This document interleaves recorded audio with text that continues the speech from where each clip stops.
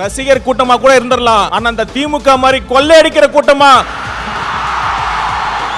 கூட்டமா மட்டும் இருக்கவே கூடாது. பகுத்தறிவு பகலவன் தந்தை பெரியார் பிறந்த மண்ல, இந்த ஈரோடு மண் அது பேசுறது ரொம்ப பொருத்தமா இருக்கும். 1916ஆம் ஆண்டு நீதி கட்சி தொடங்குறப்ப அது முக்கியமான நோக்கம் என்ன தெரியுமா? 3% மட்டுமே இருந்த ஒரு குறிப்பிட்ட சாதியினர் முக்கால்வாசி அரசு பணியிடங்களை ஆக்கிரமிச்சிருந்தாங்க. நீதி கட்சியின் கொள்கையை ஃபாலோ பண்றேன்னு சொல்ற இன்றைய திமுக என்ன பண்ணிட்டு இருக்காங்க? 3% இல்ல, ஒரு குறிப்பிட்ட குடும்பத்திற்காக மட்டுமே, அந்த குறிப்பிட்ட குடும்பத்திற்காக மட்டுமே ஆட்சி செஞ்சிட்டு இருக்காங்க. அந்த குறிப்பிட்ட குடும்பத்துல பிறந்துட்டா ஆட்சி, பணம், அதிகாரம் எல்லாமே. அப்படி இல்லனா கடைசி வரைக்கும் திமுகவோட தொண்டனா உழைச்சி கடைசி பதவி கிடைக்காம கடைசியில சாக வேண்டியதுதான். இதான் இன்றைய உண்மையான திமுகவோட நிலைமை. திமுகவிற்கு, குறிப்பா அந்த குடும்பத்திற்கு சமூக நீதியை பத்தி பேசுறது எந்த தகுதியுமே கிடையாது. சிஎம் அவர்கள் நிறைய வாட்டி சொல்லியிருக்காரு, தப்பு பண்ணா நான் சர்வாதிகாரியா மாறிடுவேன்னு சொல்றாரு. எனக்கு ரொம்ப ஆச்சரியமா இருக்கு. நம்ம சிஎம் அவர்களுக்கு ஜனநாயகம்னா என்ன, சர்வாதிகாரி ஆட்சினா என்னன்னே தெரியல. ஒரு தவறு நடந்தா தப்பு பண்ணவங்களை கண்டுபிடிச்சு தீர விசாரிச்சு அவங்களுக்கு தண்டனை வாங்கி கொடுக்கிறதுல ஜனநாயக முறையில தான், அதுக்கான சரியான வழிமுறை தான் ஜனநாயகமே தான். ஆனா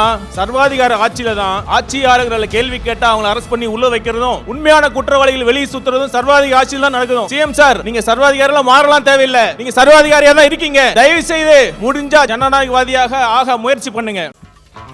சம்பொத்து